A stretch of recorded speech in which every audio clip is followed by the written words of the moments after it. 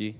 Queria que você estendesse as mãos para cá. Nosso pastor vai proclamar o Evangelho, vai trazer boas novas aqui a nós. Pai, este teu filho que o Senhor gerou, que o Senhor chamou e que tem seguido a tua vontade e cumprido com aqueles planos que o Senhor já realizou nas regiões celestiais, aqui entregamos. Te pedimos a tua bênção sobre ele, que o Senhor use poderosamente sobre a tua igreja e que aqui hoje, Pai, todos recebam com clareza e entendimento. E que mais que isso, Pai, ao encerrar aqui, haja um discernimento completo sobre tua igreja, em nome de Jesus. Amém. Valeu. Glória a Deus. Boa noite, igreja. Deus abençoe vocês grandemente, nos ajude, nos abençoe essa noite. É uma alegria muito grande estarmos aqui, com certeza. Tempo de adoração, uma graça assim que nós percebemos nesse ambiente, é a graça da presença do Senhor. Glória a Deus por isso. É uma alegria muito grande ter os nossos missionários. Agora que ficou escuro, eu não estou localizando, mas está por aqui, em algum lugar aqui. Eu sei que a Edmara está ali. E quem mais? Cadê Michael? Michael está lá atrás. Glória a Deus. Alegria muito grande. Vamos passar alguns dias por aqui, né? Mas eu queria apresentar, além deles, eu queria apresentar um casal que agora é casado. Eu queria que Rafael e Alane ficassem em pé. Olha, que chique! Voltaram da lua de mel. Olha o tamanho do sorriso, irmão. Foi boa a lua de mel. Que sorrindo como estão. Deus abençoe vocês. Casamento lindíssimo, maravilhoso. Deus abençoe, que dê um tempo abençoado, riquíssimo na presença do Senhor. Glória a Deus. Meus amados, um aviso aqui para o pessoal do Chat GPT. Deixa eu te falar, essa semana, quinta ou sexta-feira, o pastor Diego mandou uma informação, mandou para a gente vários áudios, para você que vai participar do Chat GPT, e ele não pode vir, e inclusive pediu a conta da igreja para fazer a restituição do valor pago pela passagem dele. É um motivo de ordem pessoal, mas ele deu todo tipo de apoio ao retiro. Tanto que mandou quase meia hora de áudios e a gente vai seguir exatamente a linha que o Juad faz dos retiros. Então, vai ser bem alinhado mesmo. Então, para você que vai no Chat GPT, você pode ter certeza, você não vai ter a presença física do Diego, mas vai ter a presença espiritual e a presença estrutural dele. Amém? Glória a Deus. A gente vai falar um pouquinho hoje sobre a casa, que casa me edificareis. Né? E já tem vários dias que eu estou assim meditando sobre esse tema, e a gente vai falar sobre a casa de Deus, né? Que casa me edificareis? E muita gente tem aquela ideia assim, que a casa é uma coisa principal, né? Que eu vou casar, então vou comprar uma casa. Até no Rio Grande do Sul, a cultura do Rio Grande do Sul é bem claramente assim. A pessoa, primeira coisa, vai casar, ficou noivo. E não sei se aqui em Feira de Santana é assim, mas eu sei que lá no Rio Grande do Sul, a Caixa Econômica ela acelera muito o processo de financiamento para a construção da casa própria. Por exemplo, Frank e Patrícia, a filha dela, a filha Johanna, ela, quando noivou e decidiu casar, em 60 dias já tinha começado a obra. E já tem muitas pessoas aprovadas para construir a casa em prazo, não é de um ano, não, é coisa de 120 dias a casa está pronta. E isso tudo financiado. Então, tudo é assim, vai casar, pensa logo em uma casa própria. Em várias culturas, ela representa, né, a autonomia da família, a segurança patrimonial, o status, inclusive, vocês se lembram das casas lá em Hollywood, né, quando tem aquele incêndio, aí lá vai, não sei se foi o Leonardo DiCaprio que perdeu 95 milhões daquela casa. A casa também representa, além de sonho, muito patrimônio, muito status. E essa semana eu estava assistindo, vou colocar um vídeo agora, por coincidência de estar meditando sobre casa, e eu fiz uma pequena edição, e o Lucas vai colocar aí. Eu, na hora, comecei a assistir um vídeo sobre turismo, para variar, né, que é o que mais a gente assiste. E aí chegamos na Suíça. E o que me chamou a atenção na Suíça, que vocês estão assistindo aí, é a construção das casas, de um modo muito característico. Você vai ver as casas na Suíça, e isso foi que me chamou a atenção, combinando pedra e madeira, e você vai perceber, por exemplo, as casas cobertas com telhas de pedra. de pedra. Eu nunca tinha visto isso. Tudo isso aí, você vê que eles estão... eu fiz um recorte, né?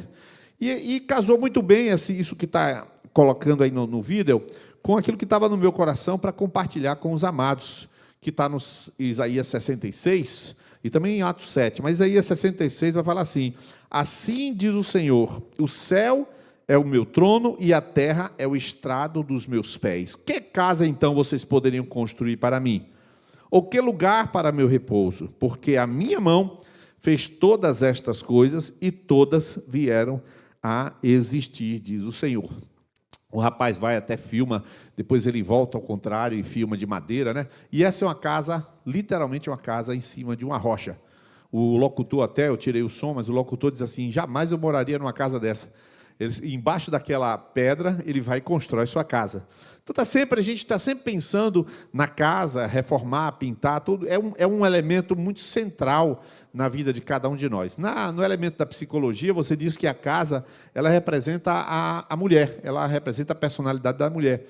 Se a casa está totalmente bagunçada e vive totalmente bagunçada, desmazelada, a mulher não está cuidando de si mesma. Não é nem que não está cuidando da casa, não está cuidando de si. É uma extensão psíquica, né?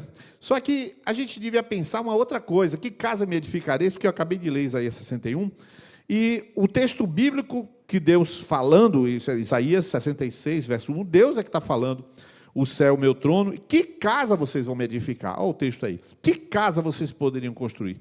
Um lugar de repouso? E aí, na sequência, no verso 2, ele vai dizer: porque a minha mão fez todas essas coisas. Você acha que vocês vão construir uma casa para mim? Isso não faz sentido. Porque Deus nunca procurou, queridos, morar em uma casa. Ele já tinha um projeto antes da fundação do mundo, e esse projeto não foi revelado de vez. Onde é que Deus mora? Onde é que Deus habita? Então, a gente vai dar uma passeada nas Escrituras Sagradas sobre esse tema da morada de Deus, da casa que a gente pode construir para Deus, ou essa casa de onde Deus venha habitar. Resumindo, o endereço de Deus. Eu vou começar com uma passagem em Atos capítulo 17, verso 22, quando Paulo chega em Atenas. Ele entra em Atenas, e ele está em Atenas de uma maneira muito fortuita, não é um planejamento missionário, ele está esperando Timóteo e Silas, e ele está naquela espera, e ele passeia no meio daquela cidade. E aquela cidade, algumas pessoas, alguns historiadores, por exemplo, Petrônio, ele diz que era mais fácil encontrar um Deus do que um homem naquela cidade. Imagina isso: cada templo, cada portão, cada pórtico, cada esquina, cada edifício era dedicado a uma divindade. Portanto, tinha mais deuses do que pessoas, né? Aliás, Atenas estava em decadência nessa época, tinha sido destruída no ano 85, ela foi recomposta, mas ela não tinha o seu apogeu, 85 a.C. Tem um historiador, Davis, ele diz que observou, o poeta romano observou, amargurado, que em Atenas era mais fácil encontrar Deus do que homens, e o Xenofonte, que é um outro historiador, na verdade, ele escreve um livro chamado República, ele fala o seguinte: o lugar inteiro é um altar, a cidade inteira é um sacrifício e uma oferta aos deuses. E observe esse texto aqui, que ele é singular, ele é importantíssimo para a gente entender como é que é esse endereço do nosso Senhor. Diz a palavra de Deus, Atos 17, 22, está na tela. Então Paulo, levantando-se no meio do Areópago, disse, a hora que ele vai falar, ele diz: senhores atenienses, percebo que em tudo vocês são bastante religiosos, porque, andando pela cidade e observando os objetos de culto que vocês têm, encontrei também um altar no qual aparece a seguinte inscrição: ao Deus desconhecido. Aí ele continua: pois esse, ele vai dizer quem é, o Deus que fez o mundo e tudo que nele existe, sendo ele Senhor do céu e da terra, vírgula. E eu queria que você lesse esse finalzinho, depois daquele Senhor do céu e da terra. 1, 2, 3, pode ler para mim? Não habita em lugares feitos por mãos humanas. Não só porque Deus é espírito e não vai habitar num lugar feito de matéria. Ele não é matéria. Mas não é só por isso. A questão seria: onde é que Deus habita? Onde é que Deus mora? Essa é a pergunta. Nós vamos voltar agora na história, e claro que a gente vai passear em várias passagens bíblicas. O rei Davi, uma certa vez, ele chamou o profeta Natã, e ele tinha uma intenção no coração. Ele tinha adquirido paz, isso está em 2 Reis 7, a gente vai ler já já. E ele estava tranquilo, tinha vencido suas guerras, o Senhor era com ele e tal. Só que ele tinha feito uma coisa interessante, no capítulo 6, ele tinha trazido a arca para a casa dele. O que ele fez? Naquela época não tinha templo, nem tinha tabernáculo. Estava tudo desordenado. Mas ele fez uma coisa, ele fez um toldo, colocou um toldo no quintal da casa dele e ele colocou a arca embaixo daquele toldo. Era simplesmente uma tenda. E aí a gente chama aquilo a tenda ou o tabernáculo de Davi. Era somente um toldo com a arca para ele poder adorar o Senhor na sua própria casa. Então, Davi, ele estava feliz, Deus estava com ele, e aí ele teve uma brilhante ideia, chamou o profeta Natan e falou: Natan, rapaz, eu estou preocupado, eu tenho casa, minha casa é bonita, mas Deus, coitado, não tem casa, coitadinho, eu estou com pena de Deus. Pô, Deus mora ali naquela tenda lá atrás, não fica legal. Eu estou pensando em construir uma casa para Deus.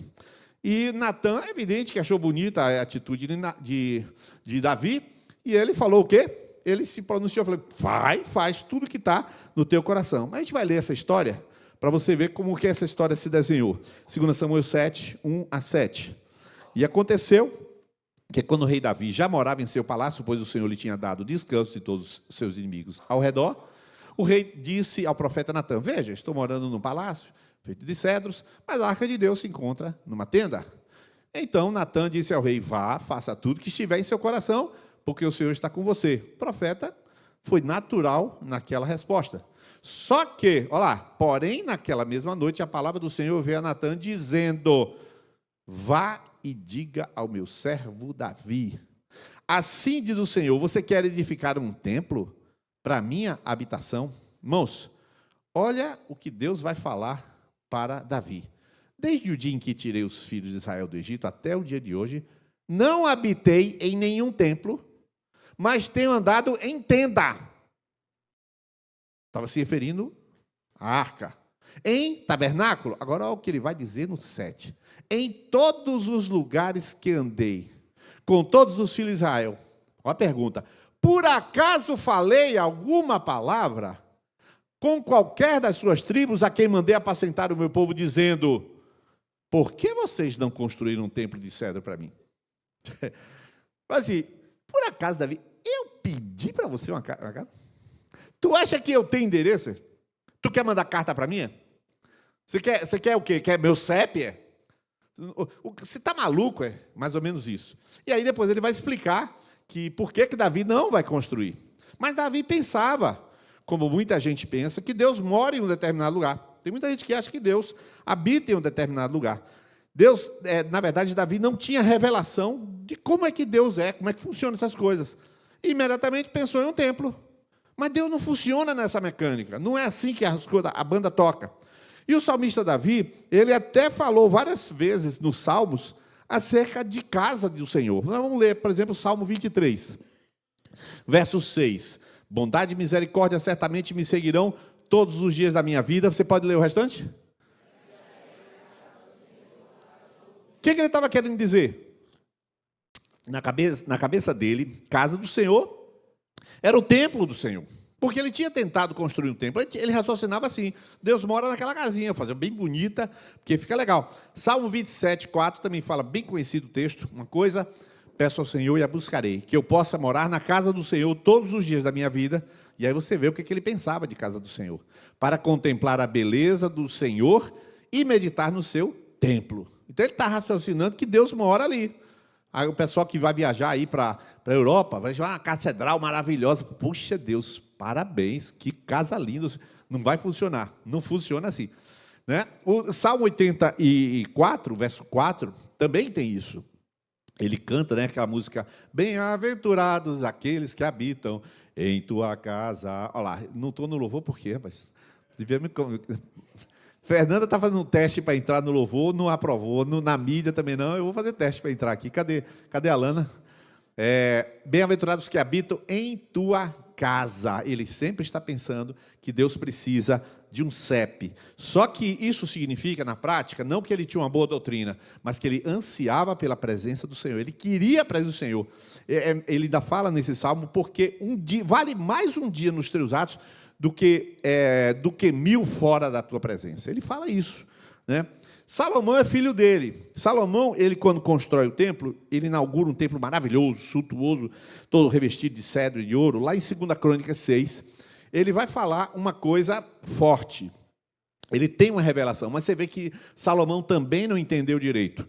Ele falou assim, mas será que de fato Deus poderia habitar com os homens na terra? É uma pergunta, ele tá falando para Deus, tá? Ele está fazendo a declaração da inauguração do templo. E ele fala isso, será que de fato Deus poderia habitar com os homens na terra? E eu queria pedir se você pode ler a continuação desse versículo, quando começa depois da interrogação. Você pode ler para mim? 1, 2, 3.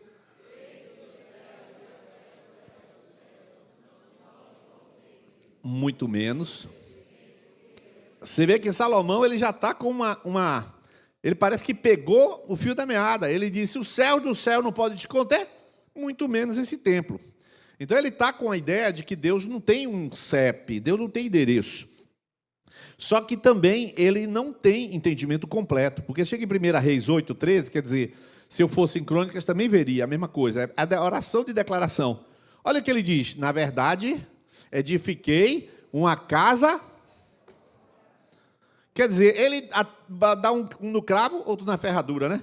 Ele bate o prego no prego e na madeira, errou. Porque ele acaba de dizer, o céu não pode te conter, quem o Senhor habitaria? Aí continua a oração e fala, mas eu edifiquei uma casa para a tua morada. Ou seja, não há uma luz no Antigo Testamento, uma clareza no Antigo Testamento do CEP de Deus, desse endereço de Deus.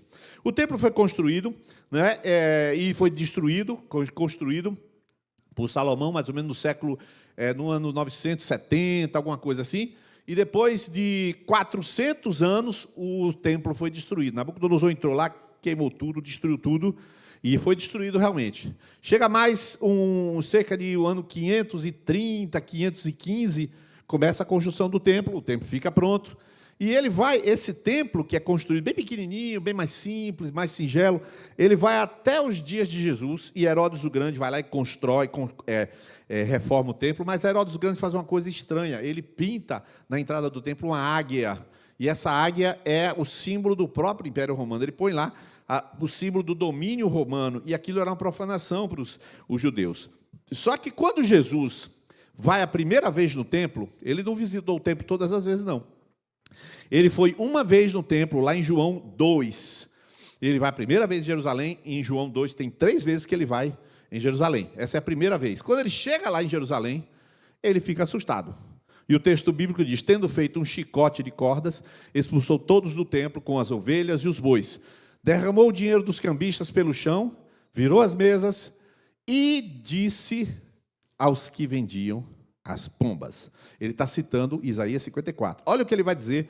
Lê para mim o que é que Jesus falou quando fez aquela zoeira lá, aquela ruaça. Lê para mim o que ele fez.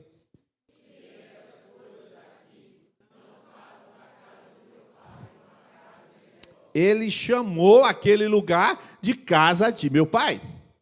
Por quê? Porque Isaías chama. Então ele vai falar, ele usa o texto de Isaías e ele então se apropria daquele texto e diz que aquela é a casa de meu pai, dizendo mais ou menos que Deus mora ali. Mas por que Deus mora ali? Porque a arca está ali, igual a Davi. Davi colocou a arca lá e Deus está lá. Colocou a arca lá e Deus está lá. Então, eles estão vinculando a um objeto. Contudo, o tempo passa, 3 anos e meio depois, 3 anos mais ou menos, depois que Jesus vem em Jerusalém, ele vai a segunda vez em Jerusalém. Terceira vez, perdão. E faltam poucos dias para ele morrer. E a gente vai ler Mateus 23. E você vai ver que mudou. Jesus falou um negócio absurdo. Um negócio assim que as pessoas não percebem. E eu digo as pessoas não percebem porque eu já falei para várias pessoas, já dei aula de teologia em muito lugar, e a pessoa não vê esse texto que Jesus mesmo fala. Jerusalém, ele está no final de um discurso contra os fariseus. Você mata os profetas e apedreja os que eles são enviados. Quantas vezes eu quis reunir os seus filhos? Está falando de rejeição. Como a galinha junta os pintinhos debaixo das asas, mas vocês não quiseram. Olha o que ele vai dizer agora. Lê para mim. Lê de novo.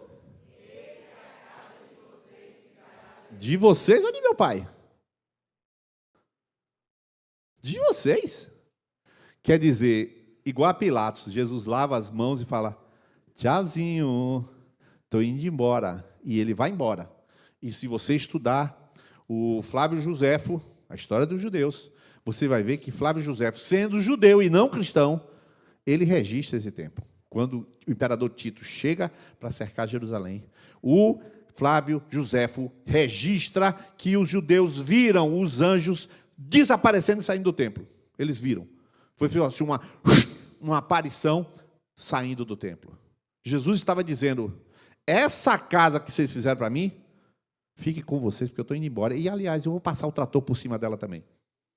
Vou passar o trator em cima de tudo isso aí, que eu não tenho nada a ver com isso mais. Meus irmãos, essa casa é de vocês. Que coisa! Ele confirma aquilo que eu li, quando Paulo chega no Areópago de Atenas, que Deus não habita em templo feito por mãos humanas. Então Deus não morava ali. A arca estava ali, mas Deus não. Existia então uma vinculação de simbologia, uma metáfora, mas não existia a presença real de Deus. Porque a presença real de Deus não funciona assim. Mas Jesus começa o seu ministério e logo no início ele cria um grupo de conexão na sua casa. Eu queria que colocasse Marcos capítulo 2, para você ver o grupo de conexão de Jesus. Você vai ver. Marcos 2, verso 1. Ele começa o seu ministério. Marcos 2, ele ainda não escolheu os discípulos, viu? Ele vai escolher em Marcos 3. Mas em Marcos 2, é o que ele diz. Dias depois, Jesus entrou de novo em Cafarnaum, de novo, porque era a casa dele. E logo se ouviu dizer que ele estava... Onde foi? Estava em casa. Vê só. Agora olha o verso 2. Muitos se reuniram ali, a ponto de não haver lugar, nem mesmo junto à porta, e Jesus anunciava-lhes a palavra naquele grupo de conexão. Gente pra caramba numa casa. Gente pra caramba, Jesus não estava muito preocupado com o templo, mas ele estava agregando pessoas, ele estava andando com gente. Em Marcos capítulo 3, ele também vai dizer que chamou os seus discípulos para estarem com ele e os ensinarem a pregar. Ele agrega pessoas. Enquanto as pessoas pensam em templo, em religião, em sacrifício, na arca da aliança, Jesus se volta e fala, eu vou ficar com o povo. Jesus tem uma queda pelo povo, e é uma queda tão insistente que, por exemplo, Lucas 8,19, ele estava em casa, olha o que vai acontecer em Lucas 8,19. A mãe e os irmãos de Jesus chegaram até onde ele estava, mas não podiam aproximar-se, ele estava em casa, por causa da multidão, casa cheia de novo, grupo de conexão tão cheio, e o pessoal deu um aviso para ele, sua mãe e seus irmãos estão aí fora, querem ver você. Aí ele vira para o povo e fala assim, olha que coisa preciosa, ele fala, quem é minha mãe e meus irmãos? São todos aqueles que fazem a vontade de meu Pai que está no céu. Dá licença aqui que eu vou falar. E saiu. Quer dizer, ele disse o quê? Eu estou aquela família temporária, minha família verdadeira é outra. Para bom entendedor, assim não é nem meia palavra, isso é uma palavra inteira. Ele falou explicitamente que, de fato, ele estava ali para estar com as pessoas. Portanto, o ministério de Jesus não foi marcado pelo templo, e sim marcado por estar com pessoas. Marcos capítulo 4, verso 1. Olha o que você vai ver. Jesus começou a ensinar outra vez à beira-mar. Você pode continuar a leitura? Multidão. Eu leio o resto. De modo que entrou num barco onde se assentou, afastando-se da praia. E aí o texto vai dizer que ele ensinava. Ele pegou uma cadeirinha. Como é o nome da cadeirinha? Barco. Ele sentou no barco, se afastou um pouco, porque todo mundo andava com ele e ele com todo mundo. Marcos capítulo 1, 45. Você vai ver... todo o povo estava à beira-mar. Marcos 1, 45. Mas tendo ele saído, começou a proclamar muitas coisas e a divulgar notícia, a ponto de que Jesus não poder mais entrar publicamente em nenhuma cidade. Por qual motivo? Por isso permanecia fora em lugares desertos, e de toda parte vinham ao encontro dele. Ou seja, o povo está no deserto. Jesus está no deserto, onde Jesus está, inclusive numa casa, mas ele está sempre com pessoas. Ele está sempre próximo a gente. Ele não veio inaugurar uma religião e nem muito menos validar a religião que existia. Ele entra na sua casa, cria um grupo de conexão e depois junta 12 amigos. A Bíblia diz que esses eram amigos, é verso 13 e 14 de Marcos 3. E ele anda com os camaradas e entra em tudo que é casa. Irmão, você já pensou? Jesus com os seus, é porque eu não vou ler os textos de Lucas 8, mas Jesus com os seus 12 e mais o séquito.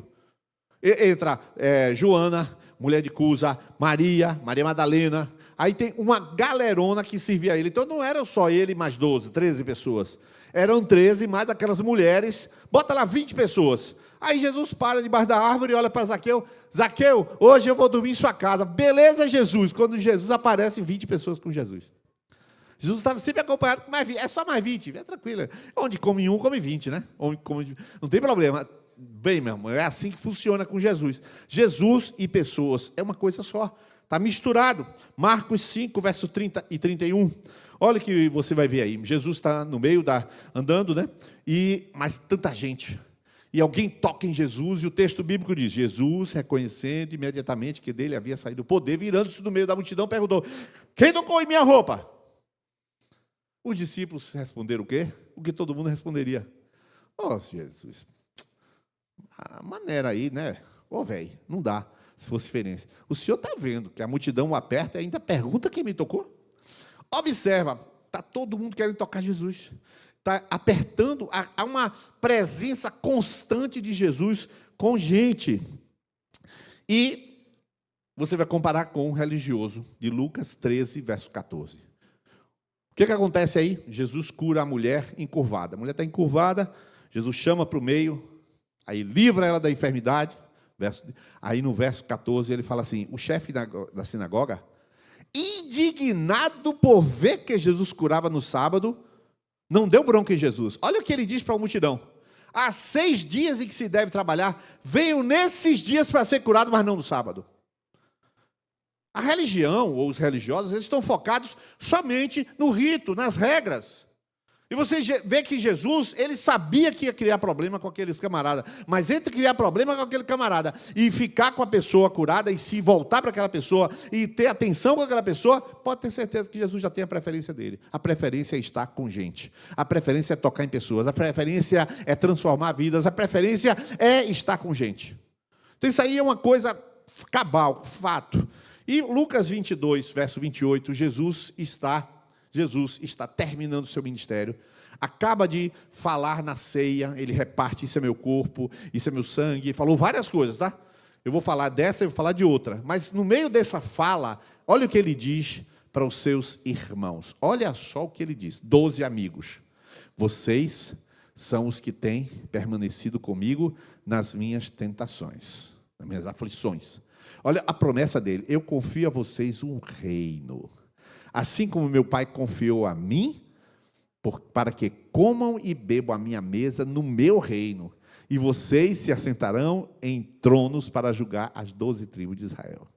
Vocês andaram comigo, vocês comeram 1 quilo de sal comigo, vocês viram meu sofrimento, vocês me apoiaram toda hora, vocês viram lá a ressurreição de Lázaro, vocês estavam comigo em tudo que foi hora, quando a gente teve que fugir, vocês fugiram comigo, quando a tempestade estava lá, vocês estavam comigo, vocês todo o tempo, eu mandei vocês fazerem o povo sentar, vocês conseguiram pão e peixe, eu multipliquei, vocês estão comigo em tudo. Quer que eu diga uma coisa? Eu vou levar vocês para a minha mesa, e vocês vão comer comigo no reino do meu Pai.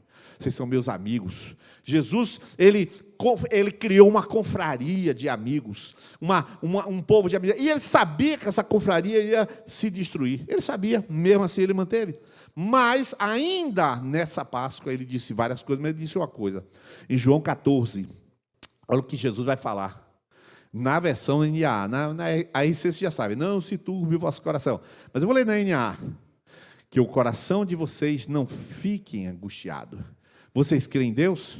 Creiam também em mim. Agora veja só o verso 2. A igreja, por favor, leia o verso 2 para mim. 1, 2, 3.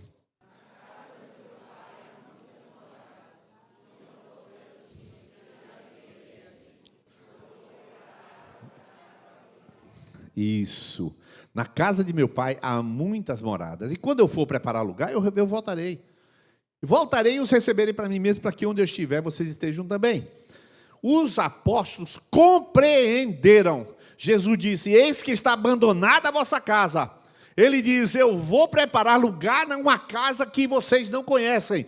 Uma casa especial. E os apóstolos, quando vão escrever, tanto Paulo quanto Pedro, eles entenderam essa mensagem. 1 Coríntios 3,16, ele fala claramente. Ele diz assim, 1 Coríntios 3,16. Não sabeis vós que o templo, vocês não sabem que são santuário de Deus e que o Espírito de Deus habita em vocês? Olha aí, o santuário não é o que está lá em Jerusalém, são vocês que Deus habita em vocês. Deus mora em vocês, o Espírito Santo mora em vocês. Em Efésios 2, versos 19 a 22, ele vai falar o quê? Assim vocês não são mais estrangeiros, não são peregrinos, mas são cidadãos dos santos e membros da família de Deus. E ele continua, edificado sobre o fundamento dos apóstolos, dos profetas, sendo ele mesmo Cristo Jesus, a pedra angular. E agora, olha só, nele todo edifício bem ajustado cresce para ser santuário dedicado ao Senhor. Olha o verso 22, pode ler para mim? Nele também vocês estão sendo edificadas junto com os outros, que é o quê? Morada de Deus. Olha aí, ó. Eu construí meu próprio templo e eu não habito em templo feito por mão de homem, então eu é que vou fazer o templo verdadeiro. Jesus constrói um templo e vai morar dentro para morar de Deus e Espírito. Ou seja, ele não tinha dito isso a Davi, não tinha dito isso a Salomão, não tinha dito a Isaías, não tinha dito nada, ele soltou flashes no Antigo Testamento. Quando ele chega aqui, o povo está achando que ele vai direto para Jerusalém, validar a religião dos fariseus, nananina, nada. Ele não foi validar coisa nenhuma, ele vai criando uma nova confraria, um novo modelo, e ele vai fazer o que Deus disse que faria. Eu não habito em templo feito por mão de homem, então eu vou construir uma casa para mim. Deus disse que ia construir uma casa para ele. E que casa é essa? Hebreus 3, 6. E eu preciso que este versículo toda a igreja leia. Hebreus capítulo 3, verso 6. Vamos lá, 1, 2, 3 já?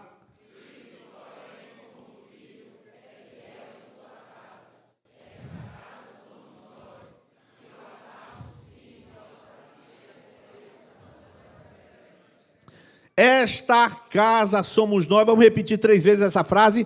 Esta casa somos nós. De novo. Esta casa somos nós. Pela última vez. Ou seja, Jesus veio revelar seu endereço. Não é um templo, não é um lugar suntuoso. O seu lugar de moradia é com as pessoas. É onde ele pode estar governando e reinando. E por isso é lugar da sua presença, lugar da sua moradia. É exatamente o corpo de Cristo. O Senhor mora na igreja, Ele habita na igreja, e aí, o corpo de Cristo é formado por todas as pessoas que têm a Jesus Cristo como Senhor e Rei das suas vidas. Jesus falou que ia preparar morada, sim. Por que ele falou, eu vou preparar morada? Ele falou isso. É porque, mesmo Ele estando morando aqui, este endereço é provisório.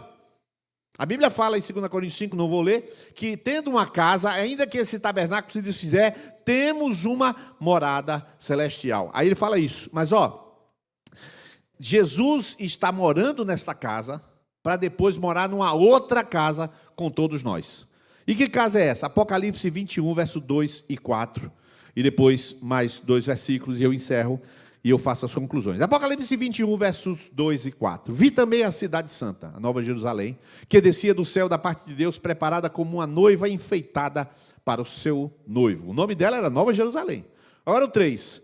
Então ouvi uma voz forte que vinha do trono e dizia, vamos tentar entender o que é Nova Jerusalém. O próprio Deus fala, eis o tabernáculo de Deus com os seres humanos. Deus habitará, o quê? Com eles, irmão. Não é o CEP, não, é com quem ele mora. Eles serão povos de Deus, e Deus mesmo estará com eles e será o Deus deles. Observa como são as coisas. Se você não tem o endereço provisório aqui na terra, você não terá o endereço definitivo lá no céu. Se você não mora com Deus, com Jesus aqui, não morará eternamente com Ele. Não tem jeito. Você quer ver um negócio? Apocalipse 21, verso 27, é o último versículo do 21. Olha o que a Bíblia diz. No 21. Aí é melhor. O que você acha, Fernando? Lê todo mundo ou não? Não, né? Então tá bom. Nela não entrará nada que seja impuro, nem o que pratica abominação e mentira, mas somente os escritos no livro da vida do Cordeiro. Tem uma lista de morador para lá, para aquela cidade, irmãozão. Quem é que vai morar lá? Mora lá quem mora cá. Não é quem mora no templo. Ele criou um templo feito de gente, porque Jesus gosta de gente. E tem gente que não gosta de gente. Ficou ferido com isso, ferido com aquilo, chateado com aquilo outro. Vou dizer um negócio para você, se tu não aprender a andar com gente aqui, não pode ir para o céu. Não pode viver eternamente, que lá o que não vai faltar é gente. Tu já pensou chegar no céu? Porque aqui você está perto de gente de uma geração só. Quando chegar no céu, quando chegar na Nova Jerusalém, você vai estar junto de gente do passado, vai encontrar Adão e não vai poder bater nele. Não vai poder bater nele. Você nem vai lembrar que ele pecou. Você vai chegar, Adão! Eu conheci o segundo Adão que me salvou. Você vai lembrar só assim. O segundo Adão é Jesus. Você vai lembrar e vai falar, Adão, você é o primeiro Adão. Graças a Deus porque existiu. Eu acho que você nem vai lembrar direito desse negócio aí. Mas você vai estar junto com o romano, vai estar junto com o ex-muçulmano, vai estar junto com gente do século XIII, gente de tudo que é lugar, gente de tudo que é tempo. Gente. E Deus vai morar no meio de gente, porque é onde Ele habita, no meio de gente. Você entende que Deus não habita em templo feito por mão de homem? Irmão, isso aqui não é um lugar santo, porque foi construído com tijolo santo. Essa lâmpada não é santa, irmão. Esse microfone não é santo. Santos somos nós, e Deus está em nós, irmãos. Isso é uma coisa cabal. Deus não tem nada a ver com o microfone, mas Deus tem a ver com você que está sentado. Deus se importa com você. Isso é tão verdade, irmãos, que Deus, Ele criou uma ligação daqui com sua casa. Deus criou uma ligação com a sua casa. Sabendo disso, indiretamente, Josué fala, eu e minha casa serviremos ao Senhor. Mas, isso é indireto, mas, quer ver uma coisa? Quer ver uma coisa? A Bíblia diz, você não ore feito aquelas pessoas que oram de forma orgulhosa, eu te agradeço, Deus. Bendito Deus e Pai, e com o microfone. Não entre nessa história, não. Você, quando quiser orar, vá para o seu quarto, feche a porta e no seu lugar secreto, o Pai, não foi Deus não, o Pai que te vê em oculto te recompensará. Meu irmão, Deus tem tanto prazer, todos os dias eu oro nu, todos os dias, durmo nu e oro nu. Eu boto o lençol, não devia ter dito isso, né, rapaz? Isso não tinha necessidade de eu falar isso, mas está falado, agora já foi. Fernando foi mal aí. Aliás, foi o que foi. Eu boto o lençol e aí me cubro e vou orar, né? Irmãos, eu já estou nu diante de Deus todo dia. Aqui eu estou nu diante de Deus. Eu estou nu. Deus não vê o exterior. Está escrito que Deus não vê o exterior. Está escrito que Deus não vê o exterior. Então, eu estou lá orando. Deus está no meu quarto, eu nu. O que ele está fazendo? Ele que se comprometeu com entrar na minha casa, no meu quarto, no lugar secreto, eu estou lá, e ele está lá, irmão. Isso é ser intrometido, não é não. Isso é ser alguém que gosta muito de gente, porque o camarada está pelado, ele está lá dentro. Isso é amar pessoas, isso é querer comunhão, isso é querer se misturar com gente, isso é querer viver com a gente, irmão. Jesus quer ser teu amigo. Agora, você que pode não querer ser amigo dele, aí é outra história. Então, eu estou concluindo, dizer para você, Jesus veio para quem o receber. E a Bíblia diz, eu não pedi para eles colocarem, porque eu estou encerrando, quem me ama, guardará a minha palavra, e meu Pai o amará. E a igreja que sabe o restante pode falar, e viremos a ele, e faremos nele morada. Você sabe o que é isso? Deus dizer isso, Jesus disse isso. Eu vou inventar um novo templo. Quem me ama, guarda a minha palavra, e meu Pai o amará. Ele podia ter dito, e meu Pai virá e fará morada. Não, Senhor. Quando o Pai chegar para fazer morada, eu entro junto e vou morar junto. E viremos a ele, faremos, eu e o Pai, faremos morada naquele que me ama e guarda a minha palavra. É outro barato, não tem nada a ver com religião, não tem nada a ver com templo.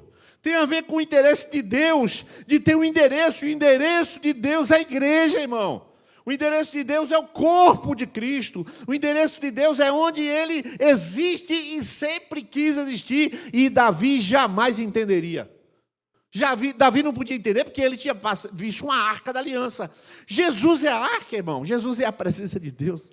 A gente não precisa de arca, não. Tem Jesus, tem a presença. A própria arca é o próprio Jesus. Por isso que não existe arca e outra. Em Jeremias capítulo 3 está escrito, nunca mais farão novamente a arca. Você já sabe que o Donald Trump estava dizendo aí que sabe onde tem a arca, né? Tem um vídeo no YouTube, para procurar, você sabe onde é que está a arca, na Etiópia. Tá na Etiópia? Tá. Tem até o templo. Já assistiu a reportagem todo dia. Então me mostre. E por que não mostra? E por que ninguém mostra e nunca vai aparecer? Porque está escrito que nunca mais farão. E não vai falar isso, mas acabou. Porque a arca é Jesus. E Jesus entra na tua vida, entra no teu lar, entra na tua família. Ele mora lá com você. Jesus é daqueles que eu amo. O endereço de Jesus é no meio do seu povo. Jesus, ele quer, ele deseja fazer morada na sua vida. Mas, para você entrar na lista, que eu li, que tem um livro da vida, o porteiro, ficar na mão aquele porteiro toradão assim, de 230 quilos, toradão, 2,90 m. Caterine! Tem 3 Caterine aqui. Ela é uma outra Catrine. O porteiro não vai deixar entrar quem quer. Ele tem a lista daqueles que vão entrar. Ele só vai entrar lá quem aqui mora no endereço. Porque tem muita gente hoje que é assim, eu tenho fé em Jesus. Tem fé em Jesus, Deus não mora em sua vida. Você tem a fé. Ninguém vai duvidar que você tem fé. Ninguém vai duvidar. Você que está declarando, eu acredito. Mas não tem que estar falando de fé. Quando você tem fé, você reconhece que você é pecador e que você não pode entrar na casa de Jesus. Ele é que pode te convidar para entrar na casa dele. Essa casa você não entra, essa casa ele te convida para entrar. Quando você vai entrar, ele fala: tu é pecador? Não, eu sou uma pessoa boa. Sou uma pessoa boa. Eu emprego 35 pessoas na minha empresa. Inclusive, eu ajudo. No última vez eu dei 6 cestas básicas. Pode falar o que você quiser. Jesus fala: não entra. Não entra. Quem me ama guardará a minha palavra. E a primeira palavra para você é uma só. Você precisa reconhecer que você não tem condições de receber Jesus. É nessa hora que você fala: poxa, bem, eu estou com uma lista terrível, o que eu faço? Aí você fala: eu sou pecador, tenho mentido, tenho assistido pornografia. Não precisa falar para mim não, pelo amor de Jesus, eu ouço tanta coisa todo dia, eu quero ouvir nada hoje. Não precisa falar para ninguém. Tu precisa reconhecer. Você precisa reconhecer. Você precisa ser humilde, porque senão não entra na lista. Jesus, você vai ter a fé, mas Jesus não mora. Essa é a verdade. Então, essa noite é uma noite de entendimento. A gente vai cantar uma música chamada Emaús. E a música fala de receber Jesus na casa.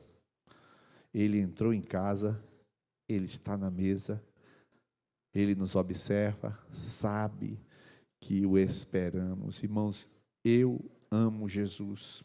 Eu quero a presença de Jesus na minha casa, no meu quarto. Eu quero viver com Jesus. Eu quero Ele, eu quero agradá-lo, eu quero obedecê-lo.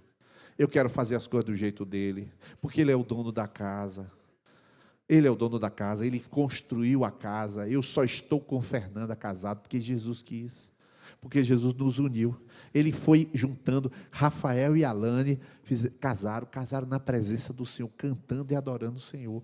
Por quê? Porque a casa onde habita, Jesus habita, a casa é de Jesus. Então eles vão lá e honram com o casamento a cada um de nós. Eu queria que você, nessa hora, ficasse sentado meditando sobre a sua vida, porque depois eu vou abrir uma oportunidade para você. Medite sobre a sua vida, não tem pressa, não tem pressão. Nessa hora eu não estou gritando, você perceba bem. Eu não vou terminar gritando, eu vou terminar chamando você para a consciência daí para dentro. É daqui para dentro. Não é para mim, é para você. Você precisa tomar um passo para entrar no reino de Deus. E entrando, você é morada de Deus em espírito.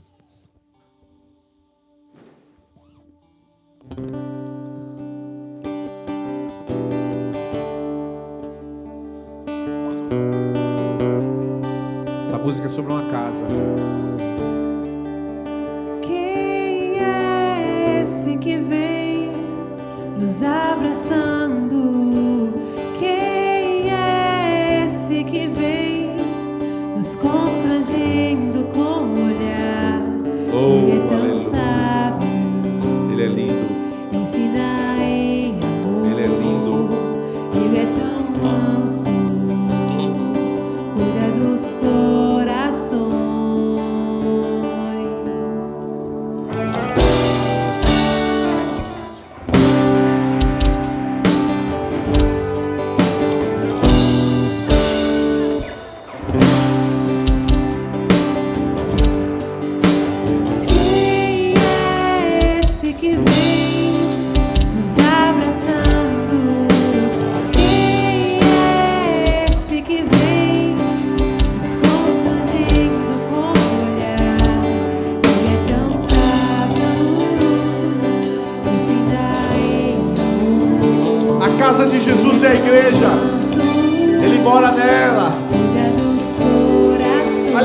agora.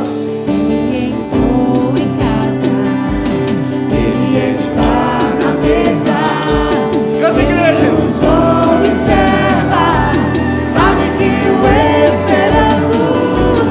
E ao partir o pão, os nossos olhos se abrem e reconhecemos quem tu és.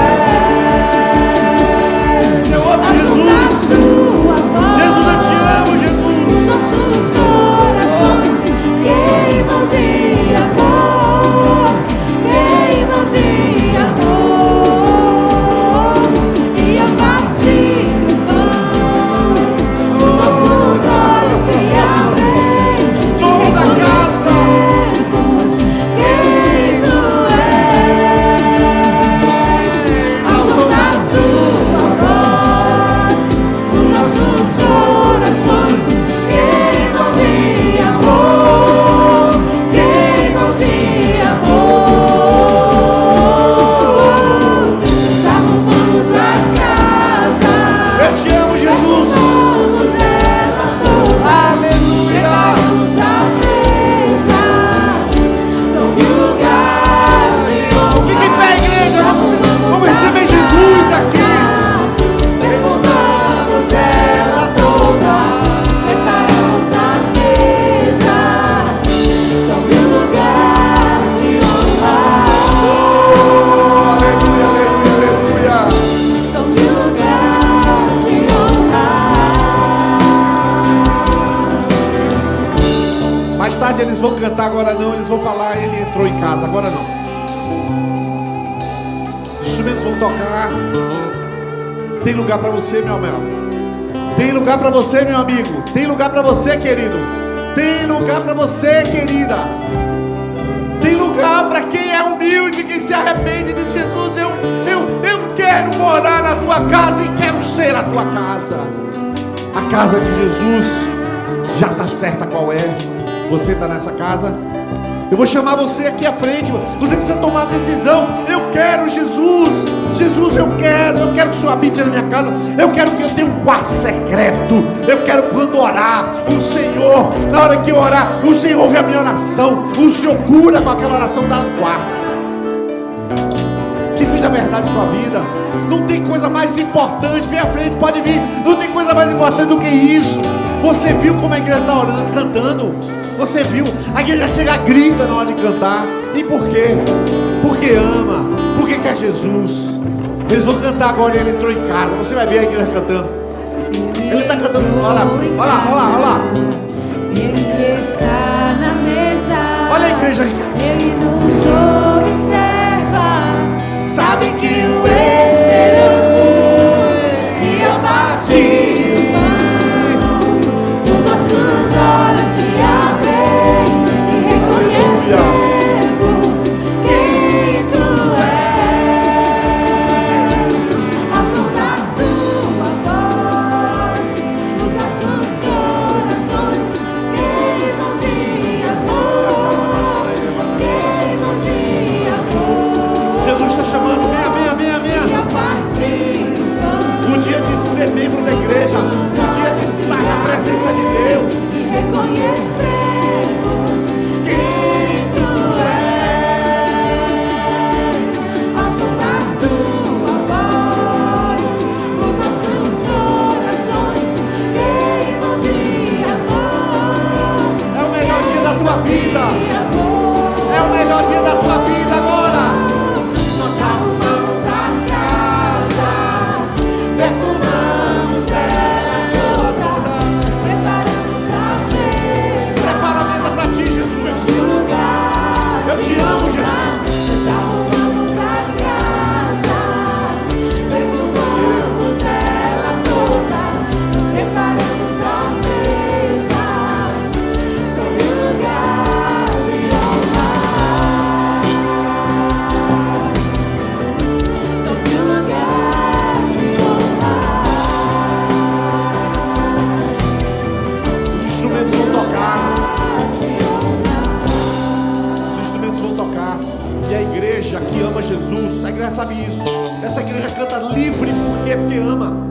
sabe que Jesus é o dono da casa. A igreja vai ficar orando, cantando. Ela vai ficar gritando aqui, vai falar assim: Jesus, eu te amo. É assim que a gente canta, a gente fala assim. Para você, essa noite tem que mudar, sua vida tem que ser transformada. Você não pode ficar à margem. Jesus tem um lugar há muito tempo esperando você. Estranho dizer isso, é porque quando você entra, Ele entra. Quem me ama guardará, meu Pai o amará e viremos. Quer dizer, você vai e Deus vai também. É assim que acontece. Você diz sim e Deus entra na sua vida, e Jesus mora na sua vida. É a habitação daqueles que dizem sim para Jesus, aqueles que abrem o coração. Eles vão cantar Ele entrou em casa, última vez, e eu vou orar, esperando você, viu? Eles vão cantar a última vez. Ele entrou em casa, Ele está na mesa, Ele nos observa, sabe que o esperamos, e ao partir o pão, os nossos olhos se abrem. Envia teu poder, Jesus. Envia teu poder, quebra a cadeia, Jesus. Quebra a cadeia, Jesus. Quebra correntes. Quebra correntes, Pai, em nome de Jesus. Quebra correntes, Pai. Liberta vidas aqui. Liberta a vida, Jesus. E ao partir o pão, os nossos olhos se abrem e reconhecemos quem Tu és. Aleluia, aleluia. Ao som da Tua voz, os nossos corações queimam de amor, queimam de amor. Desarrumamos a casa, perfumamos ela toda, preparamos a mesa, sobre o lugar de honra. Desarrumamos a casa, perfumamos ela toda, preparamos a mesa, sobre o lugar de honra. Sobre o lugar de honra. Os instrumentos, e eu vou orar. Põe a mão no seu coração. Você sabe por quê? Nós somos a casa. Se você sozinho põe a sua mão no coração, você não é a casa. A casa não é no singular, a casa é no plural. Ou é nós, ou não tem casa. Jesus não morreu por uma pessoa, Jesus morreu pela igreja. Todos nós somos a casa de Deus. Nós. Põe a mão no seu coração, Jesus. Essa casa é tua, Jesus. O Senhor é dono da minha vida. O Senhor é dono do meu futuro. Tudo está nas tuas mãos. Eu entrego a minha vida a ti, Jesus. Vai orando, vai falando. Eu entrego o meu futuro. Eu entrego esse corpo é santo. Esse corpo ninguém toca, esse corpo é teu, Jesus. Esse corpo é teu, Jesus. Esse corpo não vai fazer bobagem porque ele é teu, Jesus. Toma ele é santo, Jesus. Sim, Jesus, ele é santo. Eu me entrego a ti, Jesus. Toma minha vida. Faz de mim o que tu quiseres. Eu me reconheço como um pecador.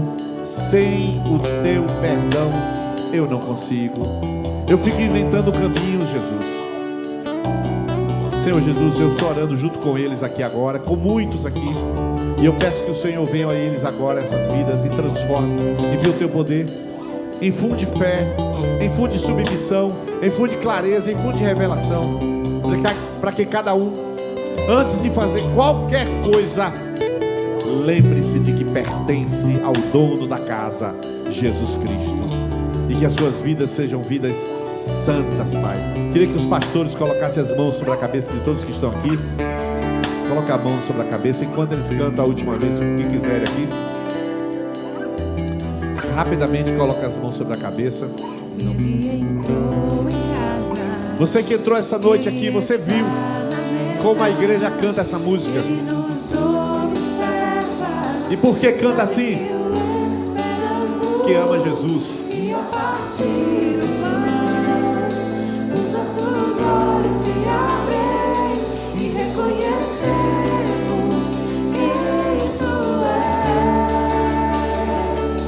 A sombra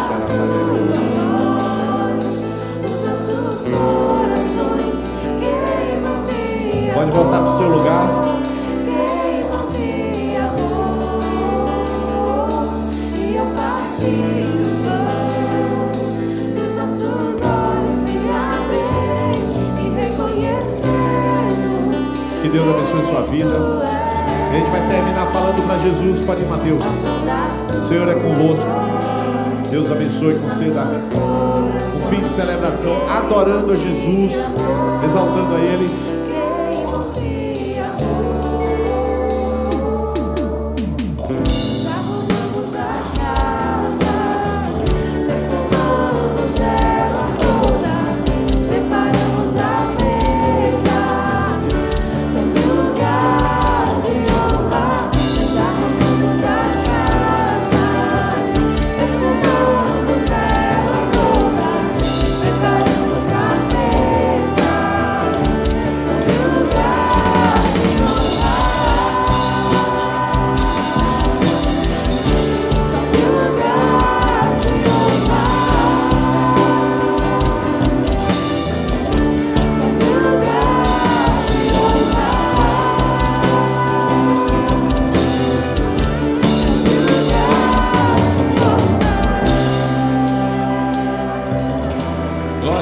Glória a Deus, queridos. E assim damos por encerrada a nossa celebração. E queria fazer um lembrete. O Videira Café, aquela cantina missionária, está lá para atender e gerar a oportunidade das famílias terem tempo de comunhão juntos, além de abençoar o projeto missionário no sertão. Uma semana cheia de graça na vida de vocês e que o dono da casa os conduza por todos os dias da semana. Em nome de Jesus, amém.